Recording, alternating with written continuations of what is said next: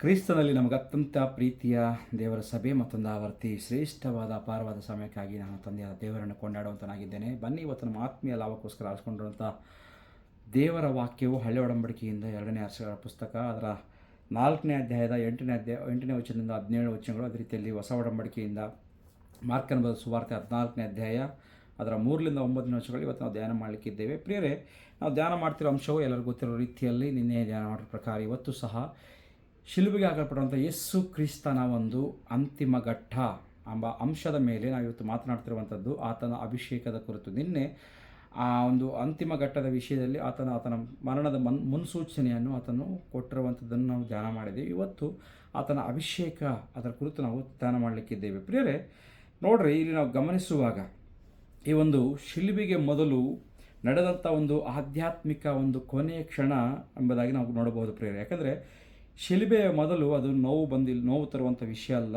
ಆದರೆ ಅದು ಮೊದಲು ಬಂದದ್ದು ಅಭಿಷೇಕ. ಮೊದಲು ನೋವು ಬಂದಿಲ್ಲ, ಅಭಿಷೇಕ ಬಂದಿದೆ ಎಂಬುದಾಗಿ ನಾವು ನೋಡ್ತಾ ಇದ್ದೇವೆ. ಅಷ್ಟು ಮಾತ್ರಕ್ಕಲ್ಲ, ನೋಡುವಾಗ ಅವಮಾನಕ್ಕೂ ಮೊದಲು ಸಹ ಅಲ್ಲಿ ಆರಾಧನೆ ಬಂದಿರುವ ರೀತಿಯಲ್ಲಿ, ಆರಾಧನೆ ಆಗಿರುವ ರೀತಿಯಲ್ಲಿ ನಾವು ಕಾಣ್ತಾ ಇದ್ದೇವೆ. ಯೇಸು ತನ್ನ ಮರಣದ ದಾರಿಯಲ್ಲಿ ಸಾಗುವಾಗ ದೇವರು ಆತನಿಗೆ ಒಂದು ಗೌರವವನ್ನು ಅಥವಾ ಗೌರವದ ಕ್ಷಣವನ್ನು ನೀಡಿರುವಂಥ ಒಂದು ಸಮಯ ಎಂಬುದಾಗಿ ನಾವು ಹೇಳಬಹುದು ಪ್ರಿಯರೇ. ಆದರೆ ಅನೇಕ ಮಂದಿರುವಂಥ ವ್ಯಕ್ತಿಗಳು ಅದನ್ನು ಗ್ರಹಿಸಿಕೊಂಡಿಲ್ಲ ಎಂಬುದಾಗಿ ವಾಕ್ಯದಲ್ಲಿ ನೋಡ್ತಾ ಇದ್ದೀವಿ. ನೋಡ್ರಿ, ಹಳೆಯ ಒಡಂಬಡಿಕೆಯಲ್ಲಿ ಶೂನೇಮಿಯ ಸ್ತ್ರೀ ಎಲೀಷನನ್ನು ಗುರುತಿಸಿದಳು. ಅದೇ ರೀತಿಯಲ್ಲಿ ಈ ಒಂದು ಅಚ್ಚ ಜಟಮಾಂಸಿ ಬೆಲೆಯುಳ್ಳ ಒಂದು ಈ ಭರಣಿಯನ್ನು ಹೊಂದಿಕೊಂಡಿರುವಂಥ ಈ ಸ್ತ್ರೀಯು ಇಲ್ಲಿ ಯೇಸುವಿನ ಮರಣವನ್ನು ಮುಂಚಿತವಾಗಿಯೇ ಆ ಸ್ತ್ರೀಯು ಅಲ್ಲಿ ಗ್ರಹಿಸಿದಾಳೆ ಎಂಬುದಾಗಿ ನಾವು ನೋಡ್ತಾ ಇದ್ದೇವೆ. ಇಲ್ಲಿ ಒಂದು ಸತ್ಯ ಏನೆಂಬುದಾಗಿ ನೋಡುವಾಗ ಪ್ರಿಯರೇ, ಆತ್ಮೀಯವಾಗಿ ತಿಳಿದುಕೊಂಡಿರುವವರು ಮಾತ್ರ ಶಿಲುಬೆಗೆ ಮೊದಲು ಇರುವ ಒಂದು ಅಭಿಷೇಕವನ್ನು ಅರ್ಥ ಮಾಡಿಕೊಳ್ಳುವಂಥ ವ್ಯಕ್ತಿಗಳಾಗಿರ್ತಾರೆ ಎಂಬುದಾಗಿ ನಾನು ಹೇಳಲಿಕ್ಕೆ ಇಷ್ಟಪಡ್ತೇನೆ. ಮೊದಲನೇದಾಗಿ ಇವತ್ತು ನೋಡುವಾಗ ಪ್ರಿಯರೇ, ಈ ಹಳೆ ಒಡಂಬಡಿಕೆಯನ್ನು ಧ್ಯಾನ ಮಾಡ್ಕೊಂಡು ನಾವು ಹೊಸ ಒಡಂಬಡಿಕೆ ಬರೋಣ. ಯಾವತ್ತು ಮಾಡುವ ಪ್ರಕಾರ ಇವತ್ತು ಮೊದಲನೇ ಅಂಶ, ಶೂನೇಮಿಯ ಸ್ತ್ರೀ ದೇವರ ಸನ್ನಿಧಿಯನ್ನು ಇಲ್ಲಿ ಗುರುತಿಸ್ತಿರುವಂಥ ಸ್ತ್ರೀಯಾಗಿ ಕಾಣ್ತಾ ಇದ್ದಾಳೆ. 2ನೇ ಅರಸರ 4ನೇ ಅಧ್ಯಾಯ 8ನೇ ವಚನದಿಂದ 9ನೇ ವಚನಗಳನ್ನು ನೋಡುವಾಗ ಆ ಸ್ತ್ರೀ ಒಂದು ಸಾರಿ ಎಲೀಷನು ಶೂನೇಮಿಗೆ ಹೋದನು. ಅಲ್ಲಿನ ಒಬ್ಬ ಕುಲೀನ ಸ್ತ್ರೀಯು ಅವನನ್ನು ತನ್ನ ಮನೆಯಲ್ಲೇ ಊಟ ಮಾಡಬೇಕೆಂದು ಒತ್ತಾಯಪಡಿಸಿದಳು. ಅಂದಿನಿಂದ ಅವನು ಆ ಮಾರ್ಗದಿಂದ ಹೋಗುವಾಗೆಲ್ಲ ಆ ಮನೆಯಲ್ಲಿಯೇ ಊಟ ಮಾಡ್ತಿದ್ದನು. ಆ ಸ್ತ್ರೀಯು ತನ್ನ ಗಂಡನಿಗೆ, ಯಾವಾಗಲೂ ಈ ದಾರಿಯಿಂದ ಹೋಗುತ್ತಾ ಬರುತ್ತಾ ಇರುವ ಆ ಮನುಷ್ಯನು ಪರಿಶುದ್ಧನೂ ದೇವರ ಮನುಷ್ಯನೂ ಆಗಿರುತ್ತಾನೆಂದು ನನಗೆ ಗೊತ್ತಾಯಿತು. ಆದ್ದರಿಂದ ನಾವು ಅವನಿಗೋಸ್ಕರ ಆ ಮಾಳಿಗೆಯ ಮೇಲೆ ಒಂದು ಸಣ್ಣ ಕೋಣೆಯನ್ನು ಕಟ್ಟಿಸಿ ಅದರಲ್ಲಿ ಒಂದು ಮಂಚ, ಮೇಜು, ಕುರ್ಚಿ, ದೀಪಸ್ತಂಭ ಇವುಗಳನ್ನು ಇಡೋಣ. ಅವನು ಇಲ್ಲಿ ಬಂದಾಗೆಲ್ಲ ಅದರಲ್ಲಿ ವಾಸ ಮಾಡಲಿ ಎಂದು ಹೇಳಿದಳು. ಇಲ್ಲಿ ನಮಗೇನು ಅರ್ಥ ಆಗ್ತಿದೆ ಪ್ರಿಯ, ನೋಡ್ರಿ, ಗಮನಿಸರಿ. ಆ ಸ್ತ್ರೀ ಹೇಳ್ತಿದ್ದಾಳೆ, ಈ ವ್ಯಕ್ತಿ ಪರಿಶುದ್ಧನೂ ದೈವಭಕ್ತಿಯುಳ್ಳವನು ಎಂಬುದಾಗಿ ಬಹಳ ಶ್ರೇಷ್ಠವಾದ ಸಾಕ್ಷ್ಯವನ್ನು ಎಲೀಷನ ಕುರಿತು ಆಕೆ ಹೇಳ್ತಾ ಇದ್ದಾಳೆ. ಇಲ್ಲಿ ಅವಳು ಗಮನಿಸಿರುವಂಥ ವಿಷಯನು ಅದ್ಭುತ. ಅಂದರೆ ಆ ವ್ಯಕ್ತಿ ಪರಿಶುದ್ಧನೂ ಭಕ್ತಿಯುಳ್ಳವನೆಂಬುದಾಗಿ ದೇವರ ಸನ್ನಿಧಿಯನ್ನು ಆ ವ್ಯಕ್ತಿಯಲ್ಲಿ ಕಾಣ್ತಿರುವಂಥ ಸ್ತ್ರೀಯಾಗಿ ಇಲ್ಲಿ ನಾವು ಕಾಣಬಹುದು. ಅಷ್ಟಕ್ಕೆ ನಿಂತಿಲ್ಲ. ಆ ಸ್ತ್ರೀ ಏನು ಮಾಡ್ತಿದ್ದಾಳೆ ಇಲ್ಲಿ ನಾವು ನೋಡುವಾಗ, ಅದಕ್ಕಿಂತ ಅವೆಲ್ಲ ಕಾರ್ಯಗಳನ್ನು ಮಾಡುವಾಗ ಇನ್ನೊಂದು ವಿಷಯ ಹೇಳಲಿಕ್ಕೆ ಇಷ್ಟಪಡ್ತೀನಿ. ಆ ಸ್ತ್ರೀ ಯಾವುದೋ ಒಂದು ಆಶೀರ್ವಾದಕ್ಕೋಸ್ಕರನೋ ಅದ್ಭುತಗಳಿಗೋಸ್ಕರನೋ ಕಾಯಲಿಲ್ಲ ಅಥವಾ ಬೇಡಲಿಲ್ಲ ಪ್ರಿಯರೇ. ಆ ವಾಕ್ಯದಲ್ಲಿ ನೋಡುವಾಗ ಅವಳು ಕೇವಲ ಗುರುತಿಸಿರುವಂಥ ಕಾರ್ಯ ಏನೆಂಬುದಾಗಿ ನೋಡುವಾಗ ಆ ವ್ಯಕ್ತಿ ಯಾರು ಎಂಬುದನ್ನು ಆ ಸ್ತ್ರೀ ಅಲ್ಲಿ ಗುರುತಿಸ್ತಾ ಇದ್ದಾಳೆ ಎಂಬ ವಿಷಯವನ್ನು ನಾವು ತಿಳ್ಕೋಬೇಕು. ಆ ಸ್ತ್ರೀ ಮಾಡಿರುವಂಥ ಕಾರ್ಯಗಳೇನೋ ನಾವು ಆಗಲಿ ನೋಡಿದ್ವಿ. ಆಹಾರವನ್ನು ಕೊಟ್ಟಲು, ಕೊಠಡಿಯನ್ನು ಸಿದ್ಧಪಡಿಸಲು, ಕುರ್ಚಿ, ಮೇಜು ಎಲ್ಲವನ್ನು ಕೊಟ್ಟು ಆ ಒಂದು ಕೊಠಡಿಯನ್ನು ಸಿದ್ಧಪಡಿಸಿದ್ದಾಳೆ. ಅಷ್ಟು ಮಾತ್ರಕ್ಕಲ್ಲ, ಬರುವಾಗಲೂ ಹೋಗುವಾಗ ಯಾವಾಗಲೂ ಸಹ ನಿರಂತರವು ಆ ಒಂದು ದೇವರ ಸೇವಕನನ್ನು ಎಲೀಷನನ್ನು ಗೌರವಿಸಿದಾಳೆ ಎಂಬುದಾಗಿ ಇಲ್ಲಿ ನೋಡ್ತಾ ಇದ್ದೇವೆ. ಪ್ರಿಯರೇ, ಆ ಸ್ತ್ರೀಯು ಅಲ್ಲಿ ತನ್ನ ಜೀವನದಲ್ಲಿ ಪಡೆಯುವುದಕ್ಕಿಂತ ಮುಂಚೆ ಆಕೆ ಮೊದಲು ಕೊಟ್ಟಿದ್ದಾಳೆ ಎಂಬುದಾಗಿ ಇಲ್ಲಿ ನಾವು ನೋಡ್ತಾ ಇದ್ದೇವೆ. ಇಲ್ಲಿ ನಮಗೆ ಅಭಿಷೇಕಿನ ಒಂದು ದಿಕ್ಕಿನಲ್ಲಿರುವಂಥ ಸಿದ್ಧತೆಯಲ್ಲಿ ನಾವು ಕಾಣಬಹುದು ಪ್ರಿಯರೇ. ನೋಡ್ರಿ, ಶೂನೇಮಿಯ ಸ್ತ್ರೀ ಏನು ಮಾಡ್ತಾ ಇದ್ದಾಳೆ? ದೇವರ ಸನ್ನಿಧಿಗೆ ಸ್ಥಳವನ್ನು ಸಿದ್ಧಪಡಿಸ್ತಾ ಇದ್ದಾಳೆ, ನೀಡಿದ್ದಾಳೆ ಎಂಬುದಾಗಿ ನೋಡ್ತಾ ಇದ್ದೇವೆ. ಅದೇ ರೀತಿಯಲ್ಲಿ ಅಚ್ಚ ಜಟಮಾಂಸಿ ಭರಣಿಯುಳ್ಳ ಈ ಸ್ತ್ರೀ ಏನು ಮಾಡ್ತಿದ್ದಾಳೆ? ದೇವರ ಕುಮಾರನಾಗಿರುವಂಥ ಯೇಸು ಕ್ರಿಸ್ತನಿಗೆ ಅಭಿಷೇಕವನ್ನು ಇಲ್ಲಿ ಮಾಡ್ತಾ ಇರುವಂಥದ್ದು ನಾವು ಗಮನಿಸಬಹುದು. ಇಬ್ಬರೂ ಸಹ ಶಿಲುಬೆಗೆ ಮೊದಲು ಅಥವಾ ದೇವರ ಸೇವಕರಿಗೆ ಇಲ್ಲಿ ನೋಡುವಾಗ ದೇವರ ಪ್ರಣಾಳಿಕೆಯಲ್ಲಿ ಸಿದ್ಧತೆ ಮಾಡಿರುವಂಥ ವ್ಯಕ್ತಿಗಳಾಗಿ ಇಲ್ಲಿ ನಾವು ಕಾಣ್ತಾ ಇದ್ದೇವೆ. ದೇವರ ಪ್ರಣಾಳಿಕೆಯಲ್ಲಿ, ದೇವರ ಯೋಜನೆಯಲ್ಲಿ ಇಲ್ಲಿ ಆ ವ್ಯಕ್ತಿಗಳಿಬ್ಬರೂ ಸಹ ಒಂದು ಶಿಲುಬೆ ಆ ಒಂದು ಸಿದ್ಧತೆಯನ್ನು ಮಾಡಿರುವಂಥ ಸ್ತ್ರೀಗಳಾಗಿ ನಾವು ಗುರುತಿಸಬೇಕು ಪ್ರಿಯರೇ. ನೋಡ್ರಿ, ಎರಡನೇ ವಿಷಯ ನೋಡುವಾಗ ಮೌನವಾದ ಒಂದು ಗೌರವಕ್ಕೆ ಅಲ್ಲಿ ದೇವರ ಒಂದು ಪ್ರತಿಫಲವನ್ನು ನಾವು ಕಾಣ್ತಾ ಇದ್ದೇವೆ. ಏನೆಂಬುದಾಗಿ ನೋಡುವಾಗ ಈ 2ನೇ ಪುಸ್ತಕ 4ನೇ ಅಧ್ಯಾಯ 11ರಿಂದ 17 ವಚನಗಳು ನೋಡುವಾಗ, ಆ ಸ್ತ್ರೀ ಎಲ್ಲ ಕಷ್ಟಪಟ್ಟು ಎಲ್ಲ ವಿಷಯಗಳನ್ನು ಮಾಡಿರುವಾಗ ಅಲ್ಲಿ ಎಲೀಷಾನು ತನ್ನ ಸೇವಕನಾದ ಗೆಹಜಿ ಕರೆದು, ಆಕೆ ಏನು ಮಾಡೋ ಇಷ್ಟೆಲ್ಲ ಕಷ್ಟಪಟ್ಟು ಏನು ನಾವು ಆ ಸ್ತ್ರೀಗೆ ಮಾಡೋಣ ಎಂಬುದಾಗಿ ಕೇಳುವಾಗ, ನಾನು ಎಲ್ಲ ವಿಷಯದಲ್ಲೂ ಸಮೃದ್ಧಿಯಾಗಿದ್ದೇನೆ ಅಂತ, ನನಗೆ ದೇವ್ರ ಕೃಪೆ ಎಲ್ಲ ಚೆನ್ನಾಗಿದ್ದಾವೆ ಅಂತ ಹೇಳ್ತಿದ್ದಾಳೆ. ಅದರಲ್ಲಿ ನೋಡ್ರಿ, ಆಕೆಗೆ ಸ್ತ್ರೀಯನ್ನು ಕೇಳಿರುವಾಗ ನನಗೆ ಸಂತಾನ ಇಲ್ಲ ಎಂಬುದಾಗಿ ಆ ಸ್ತ್ರೀ ಹೇಳ್ತಿದ್ದಾಳೆ. ಅಂದರೆ ಆ ಸ್ತ್ರೀಗೆ ಅಲ್ಲಿ ಸಂತಾನವಿಲ್ಲ, ಒಳಗೆ ಸಂತಾನ ಯಾರೆಲ್ಲ ಸ್ತ್ರೀಗೆ ನಮಗೆಲ್ಲರೂ ಗೊತ್ತಿದೆ, ಸಂತಾನ ಬಹಳ ಪ್ರಾಮುಖ್ಯ ಇಲ್ಲದಂಥ ಸ್ತ್ರೀಯರು ಅವರ ಹೃದಯದ ನೋವೇನೆಂಬುದಾಗಿ. ಹೃದಯದ ನೋವು ತುಂಬಿಕೊಂಡಿತ್ತು, ಆದರೂ ಸಹ ಆ ಸ್ತ್ರೀ ಎಲ್ಲಿಯೂ ಕೂಡ ಕೇಳಿಲ್ಲ ಎಂಬುದಾಗಿ ನಾವು ನೋಡ್ತಾ ಇದ್ದಾವೆ ಆ ವಿಷಯದ ಕುರಿತು ಪ್ರೇರೆ. ಆದರೆ ದೇವರು ಕೇಳೋದಕ್ಕಿಂತ ಮುಂಚೆ ದೇವರು ಆ ಸ್ತ್ರೀಗೆ ಏನು ಮಾಡ್ತಿದ್ದಾನೆ, ನೀಡಿದ್ದಾನೆ, ಮಗನ ಸಂತಾನವನ್ನು ದೇವರು ಕೊಟ್ಟಿದ್ದಾನೆ ಎಂಬುದಾಗಿ ನೋಡ್ತಾ ಇದ್ದಾವೆ. ಇಲ್ಲಿ ನೋಡ್ರಿ, ಇದರ ಒಂದು ಸಿದ್ಧಾಂತ ಅಥವಾ ಸೂತ್ರ ಏನು, ದೇವರ ಪ್ರಿನ್ಸಿಪಲ್ ಏನೆಂಬುದಾಗಿ ನೋಡುವಾಗ ನಾವು ಗಮನಿಸ್ಕೋಬೇಕು ಪ್ರಿಯರೇ. ನಿಸ್ವಾರ್ಥವಾದ ನಿಷ್ಕಳಂಕವಾದ ಒಂದು ಗೌರವವು ದೇವರು ಸಲ್ಲಿಸ್ತಕ್ಕ ಒಂದು ಮಾನ ಮಹಿಮೆ ನಾವೇನು ಸಲ್ಲಿಸ್ತೀವಿ ಅದು ದೇವರ ಹೃದಯವನ್ನು ಕದಿಯುವಂಥದ್ದಾಗಿದೆ, ಅಥವಾ ಅಷ್ಟು ಮಾತ್ರ ಕದಲಿಸುವಂಥದ್ದಾಗಿದೆ ಎಂಬುದಾಗಿ ಸತ್ಯವನ್ನು ನಾನು ಹೇಳಲಿಕ್ಕೆ ಇಷ್ಟಪಡ್ತೇನೆ. ಮೂರನೇ ವಿಷಯ ನೋಡುವಾಗ, ಹೊಸ ಒಡಂಬಡಿಕೆಗೆ ಬರೋದಾದರೆ, ಈ ಬೆಲೆಯುಳ್ಳ ಅಚ್ಚ ಜಟಮಾಂಸೆಯ ಒಂದು ಭರಣಿಯನ್ನು ಹೊತ್ತುಕೊಂಡಿರುವಂಥ ಈ ಸ್ತ್ರೀ ನೋಡುವಾಗ ಪ್ರಿಯರೇ, ಆ ಸ್ತ್ರೀ ಏನು ಮಾಡ್ತದೆ, ಆ ಸ್ತ್ರೀ ಯೇಸು ಕ್ರಿಸ್ತನ ಬಳಿಗೆ ಬರ್ತಾ ಇದ್ದಾಳೆ. ಆಕೆ ಸ್ತ್ರೀಯನ್ನು ಯಾರೂ ಸಹ ಆಹ್ವಾನ ಮಾಡಿಲ್ಲ ಎಂಬುದಾಗಿ ನೋಡ್ತಾ ಇದ್ದೇವೆ. ಈ ಸ್ತ್ರೀ ಯಾರೂ ಅಲ್ಲ, ಮರಿಯಳು ಎಂಬುದಾಗಿ ನಾವು ಯೋಹಾನ ಬರೆದ ಸುವಾರ್ತೆ 12ನೇ ಅಧ್ಯಾಯದಲ್ಲಿ 3ನೇ ವರ್ಷದಿಂದ ನಮಗೆ ಸ್ಪಷ್ಟವಾಗಿ ವಾಕ್ಯ ತಿಳಿಸುವಂಥದ್ದಾಗಿದೆ.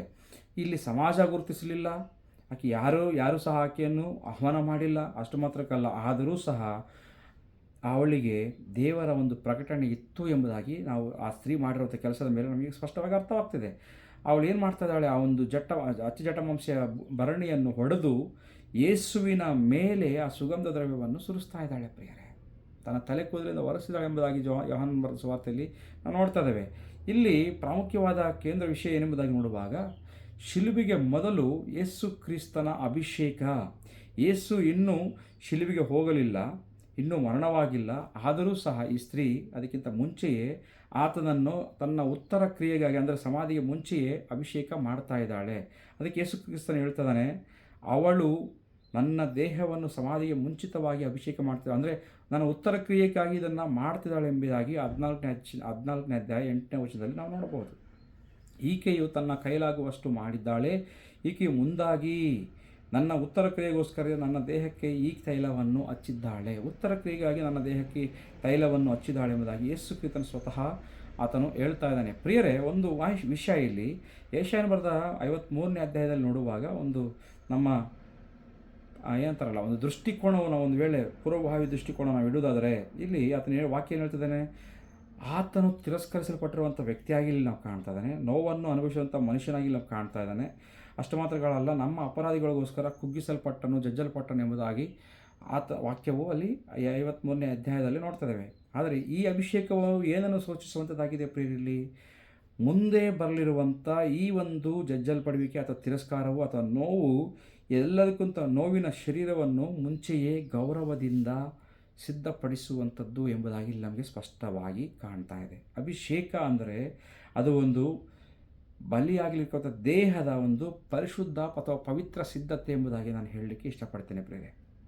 ನೋಡ್ರಿ, ಇಲ್ಲಿ ಯೋಹಾನ ಬರೆದ ಅದೇ ವಾಕ್ಯದ 12ನೇ ಅಧ್ಯಾಯದಲ್ಲಿ ನೋಡುವಾಗ ಪ್ರೀತಿಯ ಆಳವಾದ ಅಭಿವ್ಯಕ್ತಿ ಎಂಬುದಾಗಿ, ಅಂದರೆ ಇಲ್ಲಿ ನೋಡ್ರಿ, ಮರಿಯಳು ಏನು ಮಾಡ್ತಾ ಇದ್ದಾಳೆ, ಯೇಸುವಿನ ಪಾದಗಳನ್ನು ಅಭಿಷೇಕ ಮಾಡ್ತಾ ಇದ್ದಾಳೆ, ತನ್ನ ಕೂದಲಿನಿಂದ ಒರೆಸಿದಾಳೆ ಎಂಬುದಾಗಿ ನೋಡ್ತಾ ಇದ್ದಾಳೆ. ಅದರ ಸಂಪೂರ್ಣ ಅರ್ಥ ಏನೆಂಬುದಾಗಿ ನೋಡುವಾಗ ಪ್ರಿಯರೇ, ಇದು ಸಂಪೂರ್ಣವಾಗಿ ತನ್ನ ವಿಧೇಯತ್ವವನ್ನು ಅಲ್ಲಿ ತೋರಿಸ್ತಾ ಇದ್ದಾಳೆ. ಅಷ್ಟು ಮಾತ್ರಕ್ಕಲ್ಲ, ಪರಿಪೂರ್ಣವಾದ ಒಂದು ಸಂಪೂರ್ಣವಾದ ಸಮರ್ಪಣೆಯನ್ನು ಅಲ್ಲಿ ತೋರಿಸ್ಕೊಡ್ತಾ ಇದ್ದಾಳೆ ಪ್ರಿಯರೇ. ಮನೆ ತುಂಬ ಸುಗಂಧದಿಂದ ಒಂದು ಆ ದ್ರವ್ಯದಿಂದ ತುಂಬಿದೆ ಎಂಬುದಾಗಿ ನಾವು ನೋಡ್ತಾ ಇದ್ದೀವಿ. ಇಲ್ಲಿ ಆಧ್ಯಾತ್ಮಿಕ ಅರ್ಥವನ್ನು ತಿಳ್ಕೋಬೇಕಾಗಿರುವ ವಿಷಯ ಎಂಬುದಾಗಿ ನೋಡುವಾಗ, ಅಭಿಷೇಕವು ಪರಿಪೂರ್ಣವಾದ ವಾತಾವರಣವನ್ನು ಬದಲಿಸುವಂಥದ್ದಾಗಿದೆ ಎಂಬುದಾಗಿ ನಾನು ಹೇಳಲಿಕ್ಕೆ ಇಷ್ಟಪಡ್ತೇನೆ. ಯಾಕಂದರೆ ನೋಡ್ರಿ, ಈ ಒಂದು ಉದಾಹರಣೆ ನಾನು ತೋರಿಸ್ಕೊಳ್ಬೇಕಾದ್ರೆ ಕೀರ್ತನೆ 23ನೇ ಅಧ್ಯಾಯ 5ನೇ ವಚನ ಇಲ್ಲಿ ಪ್ರಕಾರ ಎಣ್ಣೆಯ ಒಂದು ಪ್ರತೀಕ ಏನೆಂಬುದಾಗಿ ನೋಡುವಾಗ, ಅದರ ಒಂದು ಸಾರಾಂಶವಾದ ಸಾದೃಶ್ಯ ಏನೆಂಬುದಾಗಿ ನೋಡುವಾಗ ಅದನ್ನು ಹೇಳ್ತದೆ 5ನೇ ವಚನದಲ್ಲಿ, ನೀನು ನನ್ನ ತಲೆಯನ್ನು ಎಣ್ಣೆಯಿಂದ ಅಭಿಷೇಕ ಮಾಡುವಂತಾಗಿದೆ. ಅಂದರೆ ಅರ್ಥ ಏನು, ಗೌರವ ಅಥವಾ ಆಯ್ಕೆ ಮತ್ತು ಅಷ್ಟು ಮಾತ್ರಕ್ಕಲ್ಲ, ಸಿದ್ಧತೆಯ ಕುರಿತು ಇಲ್ಲಿ ನಾವು ನೋಡ್ತಾ ಇದ್ದೇವೆ. ಯೇಸು ಕ್ರಿಸ್ತರು ಸಹ ಶಿಲುಬೆಗೆ ಹೋಗುವ ಮೊದಲು ಅಭಿಷೇಕದ ಮೂಲಕ ದೇವರಿಂದ ಗುರುತಿಸಲ್ಪಟ್ಟಿದ್ದಾನೆ ಎಂಬುದಾಗಿ ಇಲ್ಲಿ ನಾವು ನೋಡಬಹುದು ಪ್ರಿಯರೇ.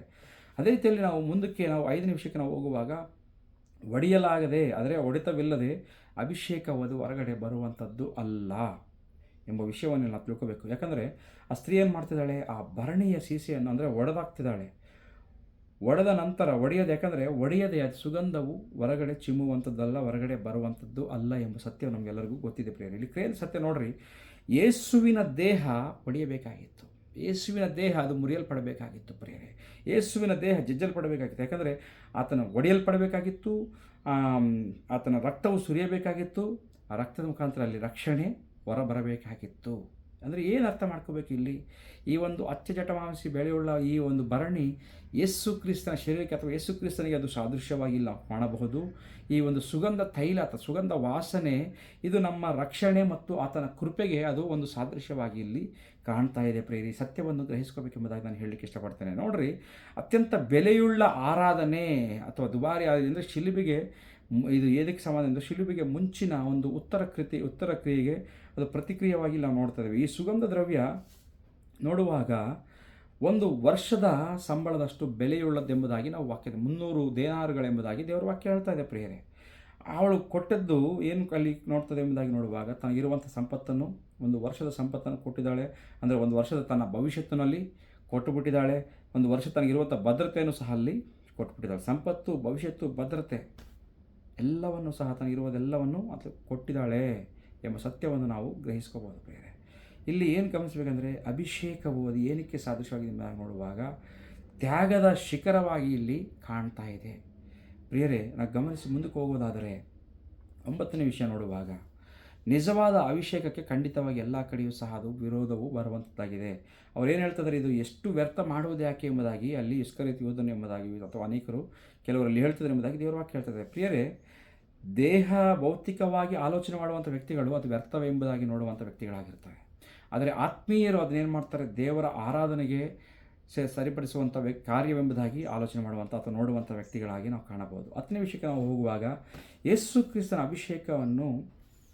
ಅಭಿಷೇಕವನ್ನು ರಕ್ಷಿಸುವಂಥ ವ್ಯಕ್ತಿಯಾಗಿ ಅಂದರೆ ಇಲ್ಲಿ ನೋಡ್ರಿ, ಯಾಕೆ ಆ ಸ್ತ್ರೀಯನ್ನು ಆತನು ಡಿಪೆಂಡ್ ಮಾಡ್ತಾ ಇದ್ದಾನೆ, ಕಾಪಾಡ್ತಾ ಇದ್ದಾನೆ ಅಥವಾ ಆ ವ್ಯಕ್ತಿಗಳಿಂದ ತಪ್ಪಿಸ್ತಾ ಇದ್ದಾನೆ ಎಂಬುದಾಗಿ ಆ 9ನೇ ವಚನದಲ್ಲಿ 6ರಿಂದ 9ನೇ ವಚನ ನೋಡುವಾಗ, ಆದರೆ ಯೇಸು ಈಕೆಯನ್ನು ಬಿಡಿರಿ, ಈಕೆಗೆ ಯಾಕೆ ತೊಂದರೆ ಕೊಡುತ್ತೀರಿ, ಈಕೆ ನನಗೆ ಒಳ್ಳೆಯ ಕಾರ್ಯವನ್ನು ಮಾಡಿದ್ದಾಳೆ. ಬಡವರು ಯಾವಾಗಲೂ ನಿಮ್ಮ ಬಳಿಯಲ್ಲಿರುತ್ತಾರೆ, ನಿಮಗೆ ಮನಸ್ಸು ಬಂದಾಗ ಅವರಿಗೆ ಉಪಕಾರ ಮಾಡಬಹುದು, ಆದರೆ ನಾನು ಯಾವಾಗಲೂ ನಿಮ್ಮ ಬಳಿಯಲ್ಲಿ ಇರುವುದಿಲ್ಲ. ಈಕೆಯ ತನ್ನ ಕೈಲಾಗದಷ್ಟು ಮಾಡಿದ್ದಾಳೆ.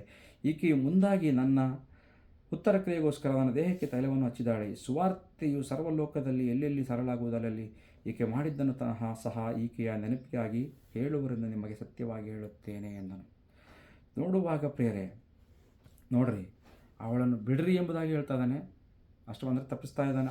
ಅಷ್ಟು ಮಾತ್ರಕ್ಕಲ್ಲ, ಆ ಸ್ತ್ರೀ ಮಾಡಿರುವಂಥ ಕಾರ್ಯವು ಅದು ಒಳ್ಳೆಯ ಕೆಲಸ ಎಂಬುದಾಗಿ, ಒಳ್ಳೆಯ ಕೆಲಸ ಮಾಡಿದ್ದಾಳೆ ಎಂಬುದಾಗಿ ಯೇಸು ಕ್ರಿಸ್ತನ ಸಹ ಸ್ವತಃ ಹೇಳ್ತಾ ಇದ್ದಾನೆ. ಅಷ್ಟು ಮಾತ್ರಕ್ಕಲ್ಲ, ಸ್ವತಃ ಯೇಸು ಕ್ರಿಸ್ತನ ಹೇಳ್ತಾ ಮಾತಿನದಾಗ ನೋಡುವಾಗ ಎಲ್ಲೆಲ್ಲಿ ಸುವಾರ್ತೆ ಸಾರಲ್ಪಡ್ತದೋ ಅಲ್ಲೆಲ್ಲಿಯೂ ಸಹ ಎಲ್ಲ ಪ್ರತಿಯೊಂದು ಸ್ಥಳದಲ್ಲೂ ಕೂಡ ಆ ಕೆಲಸವು ಆಕೆ ಮಾಡಿರುವಂಥ ತ್ಯಾಗದ ಕಾರ್ಯವನ್ನು ಹೇಳಲಾಗುವುದು ಎಂಬುದಾಗಿ ಹೇಳ್ತಾ ಇದ್ದಾನೆ. ಅಂದರೆ ಇಲ್ಲ ಏನು ಒಂದು ನಿತ್ಯತ್ವ ಸತ್ಯ ಏನೆಂಬುದಾಗಿ ನೋಡುವಾಗ ಪ್ರೇರೆ, ನಿಜವಾದ ಸತ್ಯವಾದ ಅಭಿಷೇಕವು ಇಲ್ಲಿ ಶಾಶ್ವತವಾಗಿ ಅದು ಸ್ಮರಣೆಗೆ ಗುರಿಯಾಗುವಂಥದ್ದು, ಅದು ಶಾಶ್ವತ ಸ್ಮರಣೆಯಾಗಿ ಉಳಿಯುವಂಥದ್ದಾಗಿದೆ ಎಂಬುದಾಗಿ ಹೇಳಲಿಕ್ಕೆ ಇಷ್ಟಪಡ್ತೇನೆ. ಇಲ್ಲಿ ನೋಡ್ರಿ, ಈ 11ನೇ ವಿಷಯದಲ್ಲಿ ನೋಡುವಾಗ ಶೂನೇಮಿಯ ಸ್ತ್ರೀ ಮತ್ತು ಈ ಒಂದು ಅಚ್ಚಜಟಮಾಂಸಿ ಭರಣೆಯುಳ್ಳ ಸ್ತ್ರೀಯ ಒಂದು ಗಾಢ ಸಂಪರ್ಕ ಕೆಲವು ವಿಷಯಗಳನ್ನ ನೋಡುವಾಗ ಈ ಶೂನೇಮಿ ಸ್ತ್ರೀ ಮತ್ತು ಈ ಒಂದು ಸ್ತ್ರೀ ನೋಡ್ರಿ, ಈ ಶೂನೇಮಿ ಸ್ತ್ರೀ ಕೋಟಡಿಯನ್ನು ಸಿದ್ಧಪಡಿಸ್ತಾ ಇದ್ದಾಳೆ.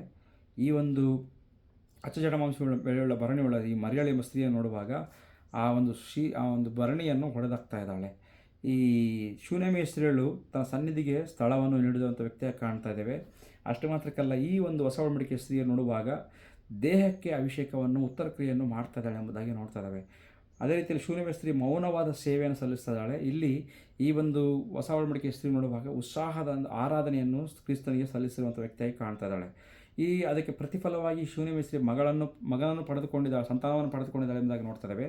ಹೊಸ ಒಡಂಬಡಿಕೆಯಲ್ಲಿ ಶಾಶ್ವತವಾದ ಎಲ್ಲೆಲ್ಲಿ ಸುವಾರ್ತೆ ಸಾರಲ್ಪಡುತ್ತೆ ಅಲ್ಲೆಲ್ಲ ಸಹ ಒಂದು ಶಾಶ್ವತವಾದ ಘನತೆಯನ್ನು ಯೇಸು ಕ್ರಿಸ್ತನಲ್ಲಿ ಕೊಟ್ಟಿದ್ದಾನೆ ಎಂಬುದಾಗಿ ನೋಡ್ತಾರೆ. ಇಬ್ಬರು ಕೂಡ ದೇವರ ಒಂದು ಯೋಜನೆಯಲ್ಲಿ, ದೇವರ ಒಂದು ಪ್ರಣಾಳಿಕೆಯಲ್ಲಿ, ಶಿಲುಬೆಗೆ ಮುಂಚಿನ ಸಿದ್ಧತೆಯಲ್ಲಿ ಅವರು ಭಾಗಿಯಾಗಿದ್ದಾರೆ ಎಂಬ ಸತ್ಯವನ್ನು ಇವತ್ತು ನಾವು ಅರಿತುಕೊಳ್ಳಬೇಕು ಪ್ರಿಯರೇ. ಒಂದು ನೋಡ್ರಿ, 12ನೇ ವಿಷಯಕ್ಕೆ ನಾವು ಹೋಗುವಾಗ ಅಂತಿಮ ಹಂತ ಅಥವಾ ಅಂತಿಮ ಘಟ್ಟ ಅಭಿಷೇಕವೇ ಶಿಲುಬೆಗೆ ದಾರಿ ಎಂಬುದಾಗಿ, ಅಂದರೆ ಯೇಸು ಕ್ರಿಸ್ತನು ಆತನು ಅಲ್ಲಿ ದ್ರೋಹಕ್ಕೆ ಗುರಿಯಾಗುವುದಕ್ಕಿಂತ ಮುಂಚೆ ಅಥವಾ ಆತನ ಬಂಧನಕ್ಕೆ ಒಳಗಾಗುವಂಥ ಮೊದಲೇ ಶಿಲುಬೆಗೆ ಹಾಕುವಾಗೋದಕ್ಕಿಂತ ಮೊದಲು ಅಥವಾ ಮುಂಚೆಯೂ ಈ ಕಾರ್ಯ ಅಭಿಷೇಕಿಸಲ್ಪಟ್ಟನು ಎಂಬುದಾಗಿ ನಾವು ನೋಡ್ತಾ ಇದ್ದೇವೆ. ಇದರ ಒಳ ಅರ್ಥ ಅಥವಾ ಗೂಢಾರ್ಥ ಏನೆಂಬುದಾಗಿ ನೋಡುವಾಗ, ದೇವರು ನೋವಿಗೆ ಮೊದಲು ಗೌರವ ನೀಡುವಂಥ ದೇವರಾಗಿದ್ದಾನೆ ಎಂಬುದಾಗಿ, ಅಷ್ಟು ಮಾತ್ರಕ್ಕಲ್ಲ ಮರಣಕ್ಕೆ ಮೊದಲು ಆತನು ಆರಾಧನೆ ಕೊಡ್ತಾ ಇದ್ದಾನೆ ಎಂಬುದಾಗಿ ನಾನು ಪ್ರಾರಂಭದಲ್ಲಿ ಹೇಳಿದ್ದೇನೆ ಪ್ರಿಯರೇ. ಅಭಿಷೇಕ ಎಂಬುದಾಗಿ ನೋಡುವಾಗ ಶಿಲುಬೆಯ ಒಂದು ಪೂರ್ವ ಸಿದ್ಧತೆ ಎಂಬುದಾಗಿ ನಾನು ಮತ್ತೊಂದು ಆ ರೀತಿ ನಿಮಗೆ ನೆನಪಿಸಲಿಕ್ಕೆ ಇಷ್ಟಪಡ್ತಾ ಇದ್ದಾನೆ ಪ್ರಿಯರೇ. ಅಭಿಷೇಕ ಎಂಬುದಾಗಿ ಆಗಲೇ ನೋಡಿದ್ದೇವೆ 23 ಅಂದರೆ ಸಿದ್ಧತೆಗೆ ಅದು ಸಾದೃಶ್ಯವಾಗಿದೆ ಎಂಬುದಾಗಿ ಕೂಡ ನಾವು ಸ್ಪಷ್ಟವಾಗಿ ಅರ್ಥ ಪೂರ್ವ ಸಿದ್ಧತೆಗೆ ಅದು ಸಾದೃಶ್ಯವಾಗಿ ನಾವು ಕಾಣಬಹುದು. ಇಲ್ಲಿ ನೋಡುವಾಗ ಪ್ರಿಯರೇ, ಅಭಿಷೇಕವು ಒಂದು ಮರಣದ ಒಂದು ಪೂರ್ವ ಘೋಷಣೆಯಾಗಿ ನಾವು ಕಾಣಬಹುದು. ಅಥವಾ ಅಂದರೆ ಏನೆಂಬುದಾಗಿ ನೋಡುವಾಗ ಪೂರ್ವ ಘೋಷಣೆ ಎಂಬುದಾಗಿ ನಾವು ನೋಡ್ತಿದ್ದೇವೆ. ಅಷ್ಟು ಮಾತ್ರಕ್ಕಲ್ಲ, ಒಡೆಯದ ಹೃದಯದಿಂದ ಎಷ್ಟು ಮಾತ್ರಕ್ಕೂ ಸುಗಂಧ ದ್ರವ್ಯ ಬರುವುದಿಲ್ಲ ಎಂಬುದಾಗಿ ನಾನು ಹೇಳಲಿಕ್ಕೆ ಇಷ್ಟಪಡ್ತಾ ಇದ್ದೇನೆ. ಅಷ್ಟು ಮಾತ್ರಕ್ಕಲ್ಲ, ಶಿಲುಬೆಯನ್ನು ಅರುತವನು ತನ್ನನ್ನು ತಾನೇ ಪರಿಪೂರ್ಣವಾಗಿ ಸುರಿಸುವಂಥ ವ್ಯಕ್ತಿಯಾಗಿರುತ್ತಾನೆ, ಯಾವುದಕ್ಕೂ ಆಲೋಚನೆ ಮಾಡಲಿ ಎಂಬುದಾಗಿ ಹೇಳಲಿಕ್ಕೆ ಇಷ್ಟಪಡ್ತೇನೆ. ಕ್ರಿಸ್ತನಿಗೆ ಕೊಡುವಂಥದ್ದು ಎಂದಿಗೂ ಅದು ವ್ಯರ್ಥವಲ್ಲ ಎಂಬುದಾಗಿ ನಾನು ಹೇಳಲಿಕ್ಕೆ ಕೆಲವು ಕೀ ಪಾಯಿಂಟ್ ನಿಮಗೆ ಹೈಲೈಟ್ ಮಾಡ್ತಾ ಇದ್ದೇನೆ ಪ್ರಿಯರೇ. ಅಷ್ಟು ಮಾತ್ರಕ್ಕಲ್ಲ, ಅಭಿಷೇಕವು ದೇವರ ಒಂದು ಪ್ರಣಾಳಿಕೆಯಲ್ಲಿ ಅದು ಭಾಗವಹಿಸುತ್ತದೆ ಎಂಬುದಾಗಿ ನಾನು ಹೇಳಲಿಕ್ಕೆ ಇಷ್ಟಪಡ್ತಾ ಇದ್ದೇನೆ ಪ್ರಿಯರೇ. ಇಂದು ಪ್ರಶ್ನೆ ಏನೆಂಬುದಾಗಿ ನೋಡುವಾಗ, ನಾವುಗಳು ಯೇಸು ಕ್ರಿಸ್ತನ ನಂಬ್ತಾ ಇದ್ದೀವಾ? ಅಲ್ಲ, ಅದು ಆತನ ಅಂದರೆ ಯೇಸು ಕ್ರಿಸ್ತನ ನಾನು ಅಭಿಷೇಕಿಸ್ತಾ ಇದ್ದೀವಾ, ನಂಬುತ್ತಾ ಇದ್ದೀವ ಅನ್ನೋದಕ್ಕಿಂತ ಹೆಚ್ಚಾಗಿ ಅಭಿಷೇಕಿಸ್ತಾ ಇದೆ ಎಂಬುದಾಗಿ ನೋಡುವಾಗ ನಮ್ಮ ಪ್ರತಿಕ್ರಿಯೆ ಇವತ್ತು ಏನಾಗಿ ಯಾವ ರೀತಿಯಲ್ಲಿ ಬರ್ತಾ ಇದೆ ಪ್ರಿಯರೇ?